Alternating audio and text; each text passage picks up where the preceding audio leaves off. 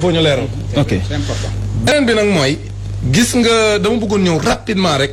ci texte bi ak ni ñu ko tëggee. texte bi boo ko jàngatee da ngay gis ne ñaari objectif rek la état am. ok ñaari objectif yi mu am mooy ñépp li nga xam ne ci nguuram la jëm képp ku ko nar a yàq. mu traité la de terroriste. lépp lu jëm aussi ci mbirum góor jigéen. képp ku leen nar a xoqtal. maanaam ñoom góor jigéen ñoom seen bopp. nga xoqatal leen. partie boobu ci texte bi mooy fi muy waxee. une entreprise individuelle mooy yow. parce que man bokk naa ñi taxaw ni. góor jigéen bu fi taxaw ci mbedd Ndakaaru yi wala mbedd Fatick yi wala Ziguinchor wala Matam wala Podor. di lambar lambari. di jéem a fësal sa ngóor jigéen ci mbedd mi dinañ tàllal sa nu nara. boo mën a kon loolu ma wax noonu. te du ma dellu ginnaaw de man béy boo ñu defaral ma sama place ca kaso parce que man Dame Mbodj. incha allah dara mënumaa teg continuer di wax loolu. kon individuel boobu man bokk naa ci. mooy maanaam une entreprise individuelle. ou collective ayant pour but. maanaam nga jublu ci. d'intimider une population. bu doon dañ ni. d'intimider la population. parce que ici. article bi. c'est important. na leer ci Sénégal technique.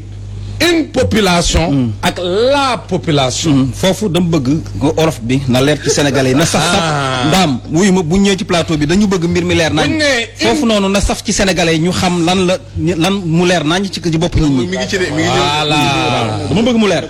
waaw parce que buñ ne la population. day nekk askan wi yëpp. buñ ne la population buñ ne woon par exemple. d'intimider la population. bu boobaa day nekk ñun ñëpp. mooy askanu Sénégal wépp. mais bu ñu nee d'intimider une population day nekkal ñenn ci askan wi. ñenn ci askan wi. ok maanaam danoo seppi ñi nga xam ne danoo jàpp ne ñu ngi leen di bunduxataal. fii ci Sénégal ñan la à part góor jigéen ñi. fii Sénégal amul benn askan. bu fi nekk boo xam ne ñu ngi lay bunduxataal bu góor jigéen parce que ñun góor jigéen. duñ leen may benn espace fii amuñu ñun li ñu gëm mooy góor jigéen dañ leen a war a rey. ah oui loolu la sharia loolu bu doon ñun dañoo tënku ci li ñu gëm ñun. yaa may dégg ci diine góor jigéen ñi. dañ leen a war a rey. yaa may dégg kon ñoom kese nañ ma wax beneen groupe ci askan wi. boo xam ni dañ leen a beddi. ni ñii nangam loolu ñoom rek lañ ko defal te pourtant dañuy bañ discrimination ci seen constitution. mais ñoom ci suñuy loi.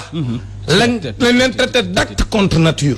ñoom la ñuy waxal ci acte contre nature. punir ko ñoom rek lañ ko def. amul beneen groupe bu ñu ko def comme daal loi bi du question rek. donc loi bi du question rek manifestation. déedéet loi bi. manifestation yi ñaar la maanaam lépp luy manifester. ci politique. ci loo xam ne yàqal na état. ok loolu loi bi da koo viser. maanaam képp koo xam ne tey jii boo fekkente ne yaa ngi xeex dara.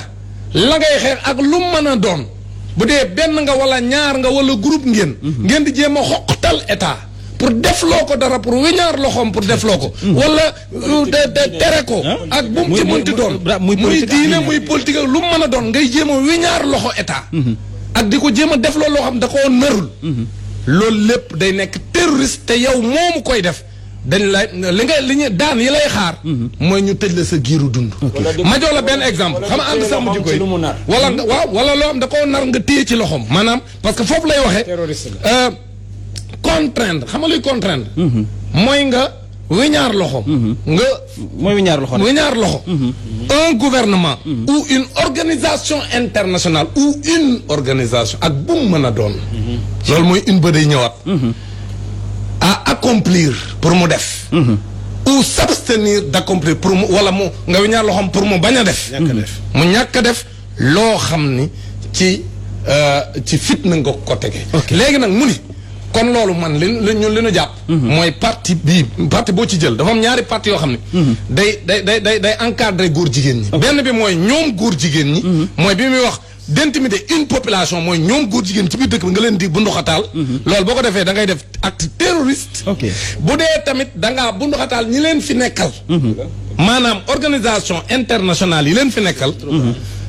muy UNESCO. muy USAID. muy ONU. muy Amnesty International mi nga xam si nëbbutuwul ni ñoom day défendre góor jigéen ñi. mu ne ñoo ñëpp boo taxawee di leen tere ñu def dara loo xam dañ koo bëgg a def. wala ngeen di xupp wala nga leen di xupp pour loo xam ne dañ koo nar def nga leen du ngeen ko fi defee. mu ne loolu ku ko def bu dee yow benn nit nga wala ab mbooloo ngeen yéen ñooñu ñëpp ay terroriste ngeen loolu lañ tuddee terroriste du ñu jóge bitim réew de ay terroriste ngeen. te comme ay terroriste ngeen li ñuy xaar ci yéen mooy dañ leen di tëj seen giiru dund. waa perpétuité. waa léegi lii sëñ Mass. waaw mais dafa am benn internaute bu laaj benn laaj ah. waaw nee na loi bi fu mu jógee. loi bi moom problème am mooy loi bi. loi bi nee na loi bi ñan ñoo ko tëgg. ak fan la jógee loi bi xam nga fu mu jógee. ci ñaari mbir.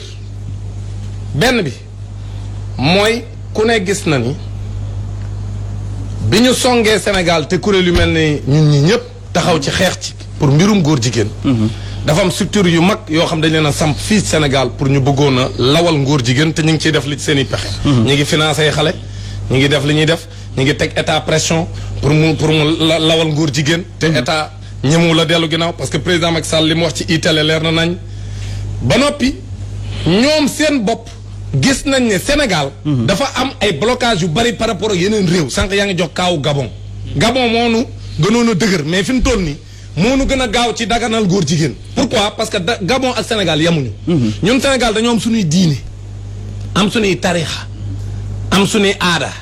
am suñuy cosaan. boo ci jël muy tere ngóor jigéen. waaw looloo tax Sénégal mu jafe. léegi nag comme Sénégal jafe na te xam nañ ne Sénégal du yomb ñu ñëw rek dem assemblée nationale naam jéemoon nañ ko fi. bi ñuy jéem a criminaliser le viol n'est-ce pas. jéem nañoo insérer ay alinéa yoo xam ne dañ doon jéem a dugal ngóor jigéen mais ñu gis ne comme ni ko Mamadou Lamine Diallo relevé woon à l'époque ñu daal cee dellu ginnaaw kon ñoom jàpp nañ ne Sénégal du yomb. ok léegi comme Sénégal du yomb dañuy teg pression te Joe Biden dafa wax lu am importance. dani nguur gu nekk ci àdduna goo xam ne lawaloo ngóor jigéen ci sa réew.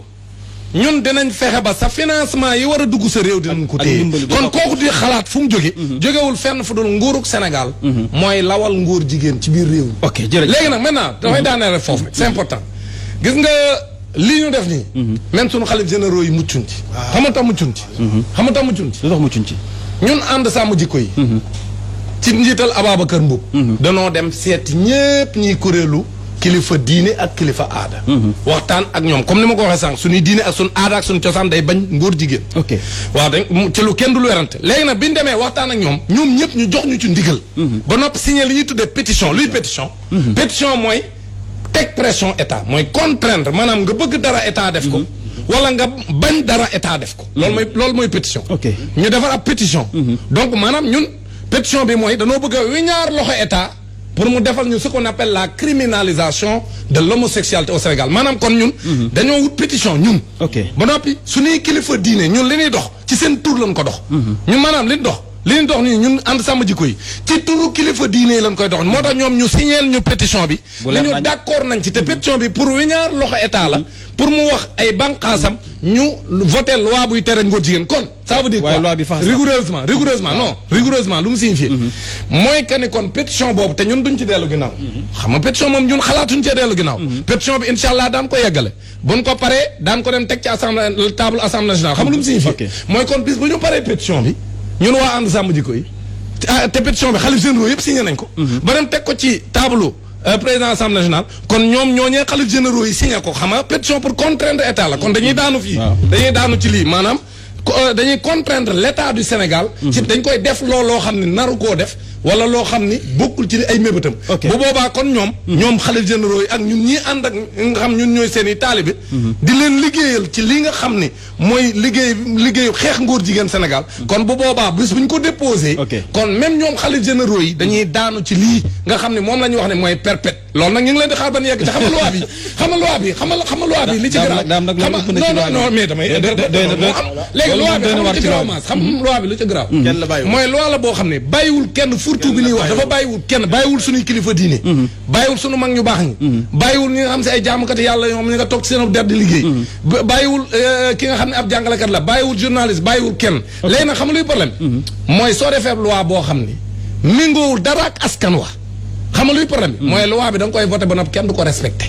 te président Macky Sall moo la gën a xam ne loi bii même boo jëlee yeneen aspect yi ca laa doon bëgg a daane la mooy deuxième partie bi mooy ñi nga xam ne politique nag ñoom la ñuy def maanaam mooy aspect politique yi. mooy nañ ci aspect politique yi lu tax muy tere manifestation. foofu naa fa ñëw ay aspect politique. foofu naa ñëw foofu ok.